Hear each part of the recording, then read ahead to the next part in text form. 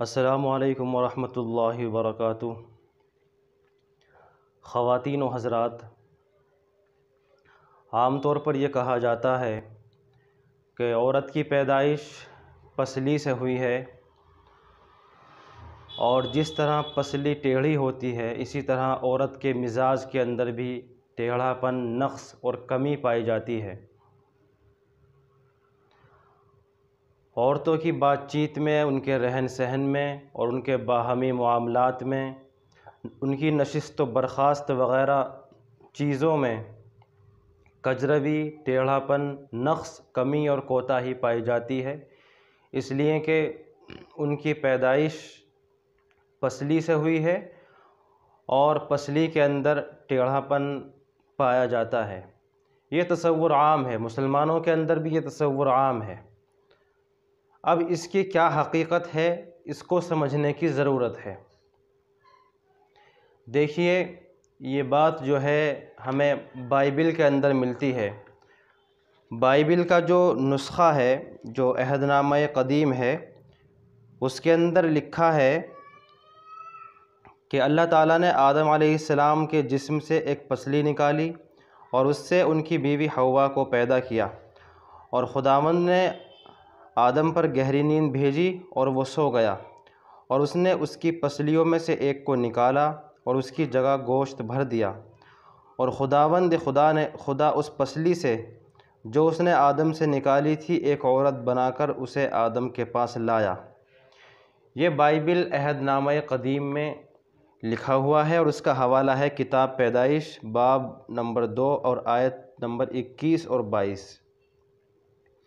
غالباً یہ بات یہیں سے منقول ہو کر کے ہماری تفسیر کی کتابوں میں آئی ہے اور تاریخ کی کتابوں میں بھی آئی ہے، اس لیے اس روایت پر تو اعتبار نہیں کیا جا سکتا، یہ تو اسرائیلی روایت ہے۔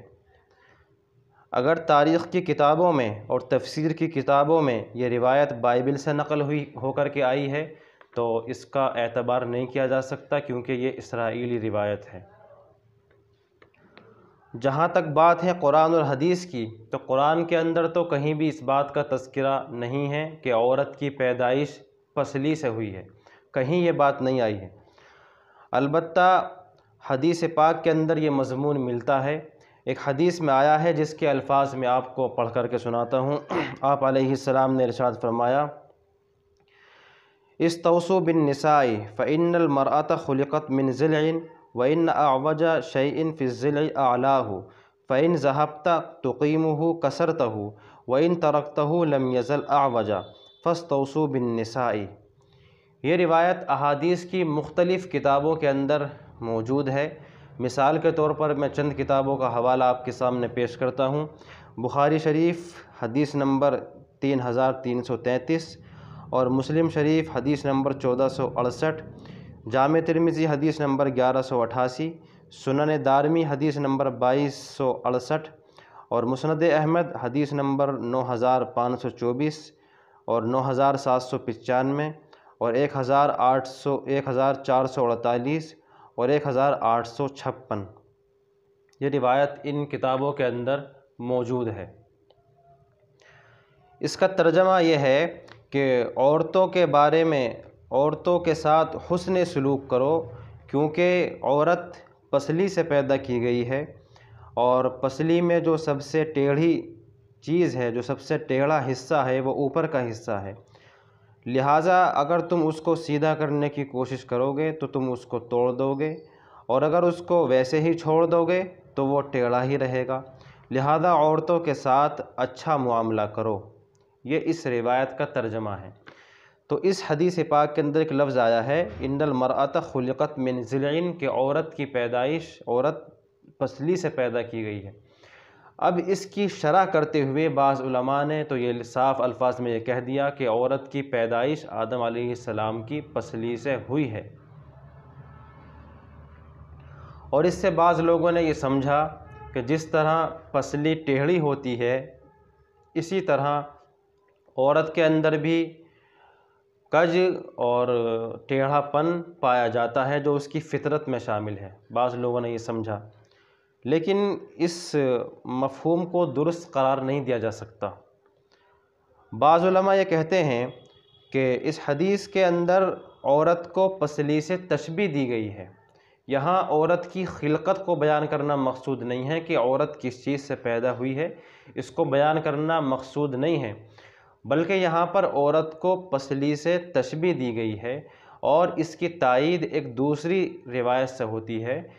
مختلف روایات کے اندر تشبیہ کا لفظ آیا ہے۔ مثال کے طور پر ایک روایت ہے کہ المرأۃ کالضلع، کہ عورت پسلی کی طرح ہے، کہ عورت پسلی جیسی ہے۔ اب اس روایت کے اندر حرف تشبیہ استعمال ہوا ہے، اور یہ روایت مختلف کتابوں کے اندر احادیث کی موجود ہے۔ مثال کے طور پر میں چند کتابوں کا حوالہ آپ سے بتلاتا ہوں۔ بخاری شریف حدیث نمبر 5184، اور مسلم شریف حدیث نمبر 1468، جامع ترمذی حدیث نمبر 1188، مسند دارمی حدیث نمبر 2268، اور مسند احمد حدیث نمبر 21454 اور 26384 اور 9524 اور 9795 اور 10856۔ تو ان کتابوں کے اندر یہ روایت موجود ہے کہ المرأۃ کالضلع، کہ عورت پسلی کی طرح ہے، یعنی پسلی جیسی ہے، تشبیہ دی گئی ہے۔ اور ایک روایت میں ہے المرأۃ ضلع، یہ روایت مسند احمد میں حدیث نمبر 21339 ہے۔ اس کا ترجمہ ہے کہ عورت سراپا پسلی ہی ہے۔ تو ان تمام روایات کی بنیاد پر بعض علماء یہ فرماتے ہیں کہ یہاں عورت کو پسلی سے تشبیہ دی گئی ہے، اور مطلب یہ ہے کہ جس طرح پسلی ہوتی ہے ویسے ہی عورت ہے۔ اب پہلی چیز تو یہاں یہ ہے کہ عورت کو پسلی سے تشبیہ کیوں دی گئی ہے؟ کیا اس سے کوئی نقص اور کمی کو بیان کرنا مقصود ہے؟ تو وہ سمجھنا چاہیے کہ یہاں عورت کو پسلی سے تشبیہ دے کر کے کسی عیب کو، اس کے نقص کو، اس کی کمی کو بیان کرنا مقصود نہیں ہے، بلکہ یہاں پر مردوں کو ایک حقیقت کی طرف توجہ دلانی مقصود ہے، اور وہ حقیقت یہ ہے کہ جو چیز جیسی ہو اس کے ساتھ ویسا ہی معاملہ کرنی چاہیے۔ جو چیز جیسی ہے اس کے ساتھ اس کی حیثیت کے مطابق ہی اس کو استعمال کرنا، اور اس کی حیثیت کے مطابق ہی اس کے ساتھ معاملہ کرنا، یہی دانش مندی کا تقاضا ہے۔ اب مفہوم اس کا اس طرح ہوگا کہ جس طرح پسلی ہوتی ہے، اللہ تبارک و تعالیٰ نے انسان کے اندر 2 پسلیاں رکھی ہیں، مرد کے اندر، اور ان پسلیوں کو اللہ پاک نے ٹیڑھے پن کی شکل دی ہے۔ وہ گویا کہ دونوں پسلیوں کا مجموعہ ایک پنجرے کی شکل کا ہوتا ہے، اور اس کے اندر دل وغیرہ بہت ساری چیزیں اللہ پاک نے رکھی ہیں جو بالکل محفوظ ہیں۔ تو لہٰذا اگر پسلی کو سیدھا کیا جائے گا تو وہ ٹوٹ جائے گی، اور سارا نظام ہی درہم برہم ہو جائے گا۔ یہی معاملہ عورت کا ہے۔ اللہ تبارک و تعالیٰ نے عورت کے کاندھے پر کچھ مخصوص ذمہ داریاں رکھی ہیں، اور اس کی فطرت کے اندر کچھ خاص صلاحیتیں رکھی ہیں۔